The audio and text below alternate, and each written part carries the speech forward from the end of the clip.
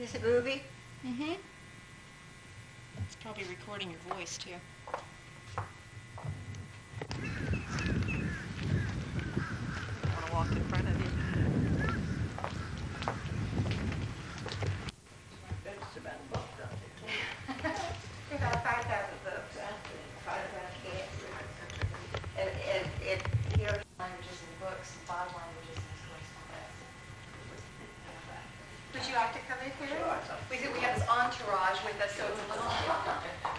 This room we can talk about your ancestors, with the Sheltons, and Nehemiah Curtis and Nancy Legendre Sanford. Which Shelton? The Sheltons were Henry, your grandfather's mother's parents, the maternal line. So this is the family that founded Shelton, Connecticut. These are the Curtises. Yeah, I had His his grandparents, I just told they were dad and wife. 1895. Welcome, everybody. I would like to take this opportunity to welcome Mrs. Sidney Lazendre to the Preservation Society Homecoming. This celebration commemorates the first visit of one of our city founders' family to the city and to the museum in 31 years. Henry Shelton Sanford came to the upper reaches of the St. Johns River in the early 1870s and selected the south shore of Lake Monroe as a site for a city of the future which he envisioned as a tropical paradise waiting to be brought to fulfillment. He put his heart, energies, and money into this to establish his vision. An agronomist at heart, a diplomat by profession, his efforts had early success. Before the freezes of the 1890s, Sanford prospered and had all the potential for a major port at the head of navigation on the St. Johns River and was also the rail center for Central and South Florida. General Sanford had established a firm foundation from which all of Central and South Florida profited. We take this opportunity to express our gratitude for his efforts to all who will listen, and especially to his granddaughter, who by her writing, world travel, and interest in the affairs of her nation has carried on his tradition. Welcome on behalf of all of us.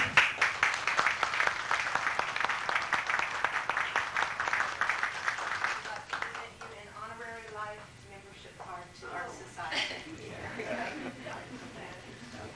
Diane Patrick. I want to tell you a brief little story about how this all came about. It starts about 4.5 years ago. A man came through town. His name was Richard Dunlop, and he and his wife were traveling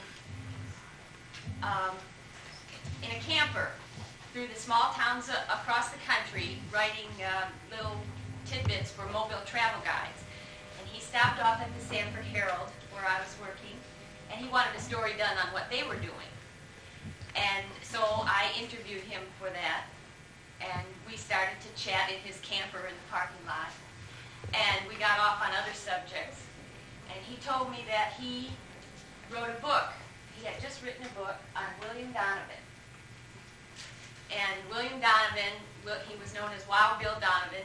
He was the chief of the American Office of Strategic Services during World War II. And he's considered the founder of our CIA. So he gave me a copy of his book, and he wanted to know if there was anything in town, anything interesting in town, because he's writing these travel guides. And I immediately thought of the Sanford Museum. So I brought him over here, and the curator, Mrs. Caskey, was here, and she started taking him around and showing them what was here. And she stopped at the portraits, and she started telling them about your family. And what we knew, to the extent that we knew. And when she got to Mrs. Legendre, she said, one of General Sanford's granddaughters worked for the OSS during World War II and was captured by the Germans at one time. And we didn't know much more than that at that point, because we knew that she had written a book in 1947, but we didn't have a copy of it. And immediately he reacted and said, well, I have just interviewed her when I was gathering information for my book. And of course, we wanted to know, well, what did she say? What was she like? And he said, well, she didn't say much, and I don't think she talks to anybody anymore. You don't know the story. And we were left with the impression that Mrs. Legendre was somewhat unapproachable. So I don't know why we didn't go directly to the source when we were looking for her book, but we didn't. We finally went to the county librarian, and we had the title wrong. So that's probably why we couldn't find it. We were looking for Until the Sands Run Out. And of course the book was titled The Sands Cease to Run, but our county librarian used her detective work and found it anyway. So we had a library copy, but we wanted a regular copy. But Mr. Dunlop left me with that impression, and that Mrs. Legendre was not communicating with the world. I don't know why he left us with that impression. Maybe he just didn't get a good interview with her, but he couldn't have been more wrong. But that's where things left until just by accident in October I was in Charleston, and you can imagine my surprise when I was in this bookstore and I saw their list of authors who were to appear, and I immediately recognized the name Gertrude Sanford Legendre, and was quite surprised. And I asked the clerk, I said, wait a minute, we thought she didn't talk to anybody anymore. And the bookstore clerk person said to me, of course, she's very active in the community, and in fact, she's out of the country at the moment. So taking it from there, I contacted her publisher, Mr. Pete Wyrick, who's over here next to the mayor. And the reason she was going to be at the bookstore was because she had her new book out, which she has kindly donated to us, and we have for sale here for anyone who wants to purchase it. Mr. Wyrick kindly sent me the manuscript copy, and we read it, and Mrs. Caskey and I, and we enjoyed it, and I wanted an interview with her to do a story. And during the interview, one thing led to another, and I said, well, we would love to have you visit Sanford, and she, hearing about the museum and our interest in it, agreed immediately to come. So that's how this event came about. We don't have to look for her book anymore because she gave it to me for the museum, so I want to present that to Alicia. This is her 1947 book, The Sands Cease to Run. And I'm also putting a pamphlet on her historic plantation that she has ever since, and it has a 300-year history, and these two things can be part of the Sanford Day. And of course, we know that Mr. Sanford was an acquaintance and the first diplomatic appointment of President Lincoln. But Lincoln said, a country that has no regard for its past will do nothing worth remembering for the future. And I think we can say that for a city, too. And so with that, I would like to introduce you to Commissioner Bill Kirchhoff, who has been a lifelong Sanford resident, to tell us briefly the history of our city that we're here to preserve. Bill?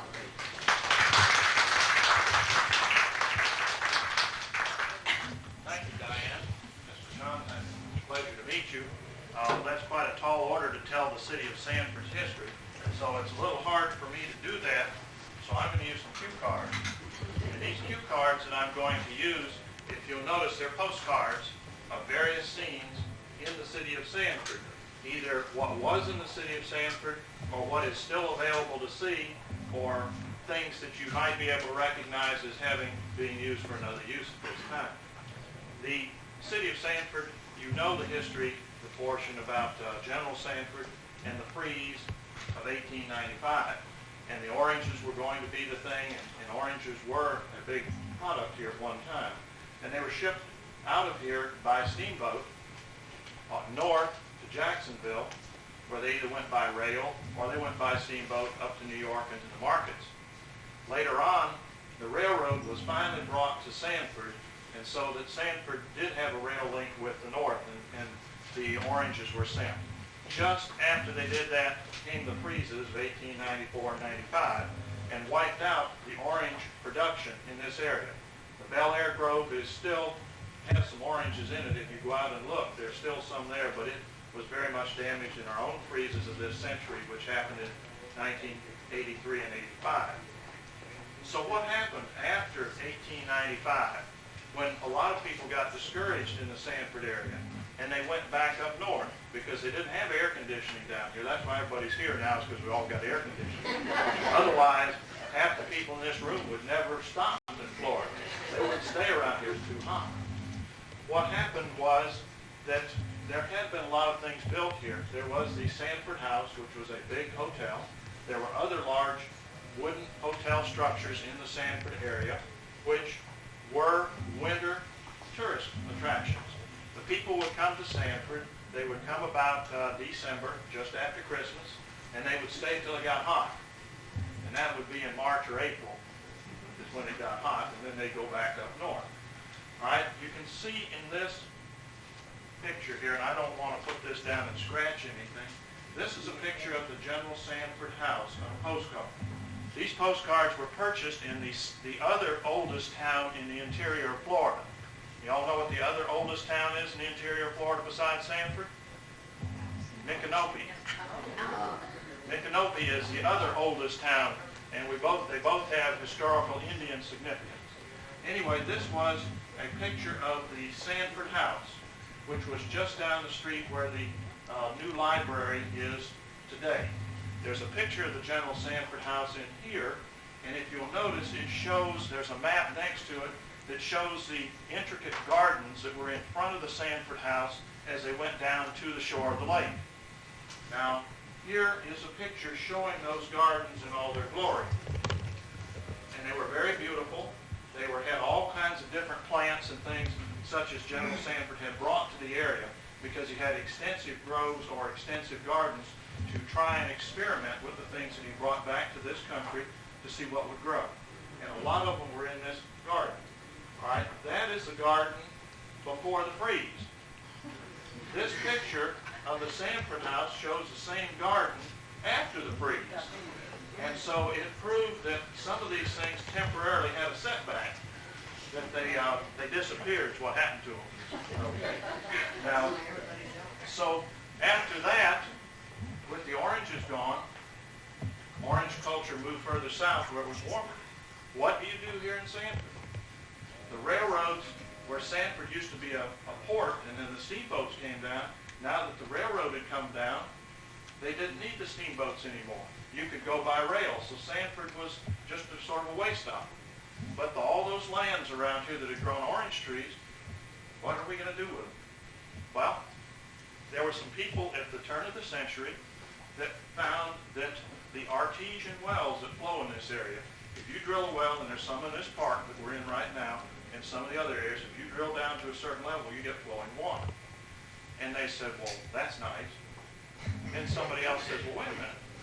If we clean this land off and we put tile under the ground in the irrigation system, we can use this water that's free, that's coming out of the ground, to irrigate fields, and we can then turn that water off, and we can dry the fields out when we want to. So they started growing crops. And here's one of the postcards from an early part of the century showing a typical farm of growing lettuce and a typical farmhouse. I think that farmhouse is probably in the middle of Walter Merriweather's field right now. Anyway, that they started growing lettuce. All right, after they had grown lettuce for a while, that was a crop that you could grow, but the thing they found that was more valuable was celery.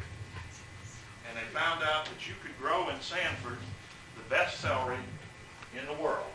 You could ship it to the markets up north, and here's a typical celery field. And it has alongside the celery, these are little, almost like a wicket from a croquet set, and that holds paper alongside that celery. The last 2 weeks of growing the celery, they would put this paper alongside it that would bleach the celery and make it tender, so that the celery that came from the Sanford area with that bleached process was in demand in the northern markets. It was the celery. And these celery farmers could make a lot of money growing that. Some years they made fortunes. The next year they lost it all. But when they made some money, they went out and they built things. And where did they build them? They built them downtown. Like, they built this building right here, which is a bank downtown, and that was built by a New York construction company. They built the bank. On the other side, they built what is called Rumlin Anderson's building. And a lot of downtown Sanford was built with that salary money. So that's what they did after the Oranges left. Now, the other things that you do in a town is you have to have a school. So you build your high school. It's got to be the prettiest in the area. And they did a lot of work with it. They had a lot of intricate architecture that they put into the building and so forth. Now that, and of course, then we had the Florida boom in the 1920s. Sanford had to be right in there with Coral Gables, Miami, St. Petersburg, you name it. Sanford was going to be put on the map. So they went in, they formed a corporation of some of the citizens and the mayor at the time. This mayor we got's a nice mayor now. That one went to jail. And they built this building, which was called the Forest Lake Hotel, which was kind of named after the mayor, since that was his name. And they built the Forest Lake Hotel, and it opened in 1926. It opened for the winter season, from December through April, because no air conditioning. And the people from up north weren't going to stay around here when it got hot. All right? When the Depression came in the 1930s, this hotel closed, and it wasn't reopened until 1934. And after that, it became a hotel again until the 1960s, when it became a boys' school, and now it's a New Tribes Mission, which is a religious group which goes into the jungles of South America and works with the Indian tribes in that area. So those are basically a study of Sanford up until the 1940s. In the 40s, there was an air base built south of town, which is now the Sanford Airport. It's one of the longest runways that you can find in the world. There are some a little bit longer. It's very good because it doesn't have much ground fog in this area. It was used by the Navy during World War II and afterwards through the Korean War and up through in the late 60s as a naval air station. And there are people here in this room who are here because of that building or because of that being done, and other people who are here who have come to Sanford because of the naval air station. When it was closed in 1968, it was a blow to the city, an economic blow, but the city has recovered with the Disney World boom that we have. That's our code for Disney World. It just kind of never stops. And the Disney World boom has brought more people to the area, and they have seen Sanford. We have new buildings and new construction. We have uses for the old buildings that we preserved as best we can. The Historical Society for the downtown area went to the state and the federal government. They got the area designated as a historical district, and you'll see when you probably went on your tour, or you will go on a tour, we hope, you will see the different buildings that have been here for many years, some from the 1880s. And basically that's what I have. It's a short talk. This was a band shell there was a band shell out at the end of this pier. This is still here. All these things on here, this is our Masonic building in town. This is a clock. It's not in the middle of the street where we used to go round and round on Sunday afternoons honking a horn. We can't do that anymore because it's not there. But it's moved down the street one block. It's sitting in the park in Magnolia. This was the hospital. Over here, the high school. These are some pictures of the hotel. And those are the different things. These are some pictures on here. Is another picture of the hotel at a later date. You also have some pictures of different scenes of Sanford in the early days when they had rail and they had the trolley car going down the main street.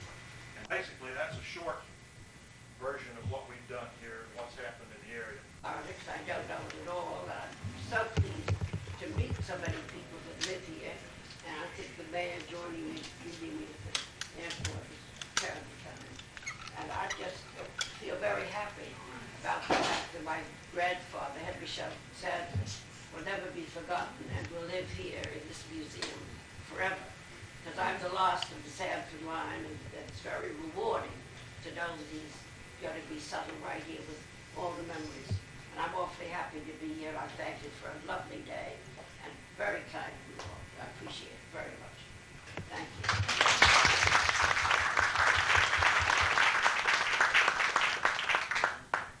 We have a luncheon prepared at the Chamber of Commerce.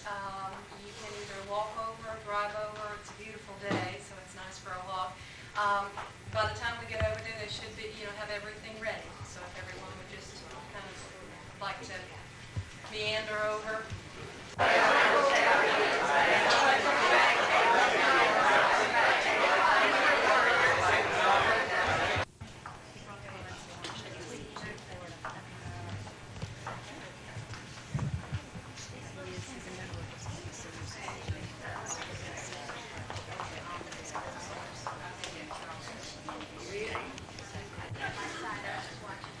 Gabby, where would you like me to sign? Would you like me to sign it? Everybody see it here. I just couldn't.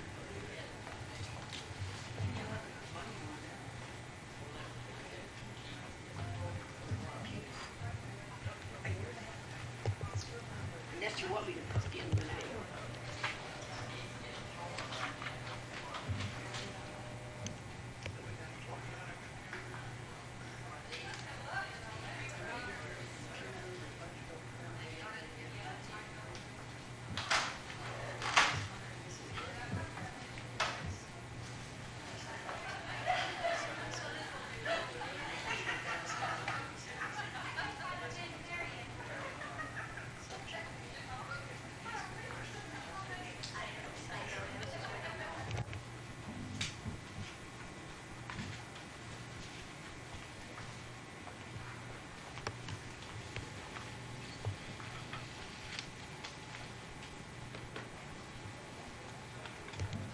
Thank you. It does work better, doesn't it? You can tell I'm highly skilled at this. One of this Belgian furniture, big, two enormous beds, big pieces of furniture. And finally, we painted the whole thing white so it doesn't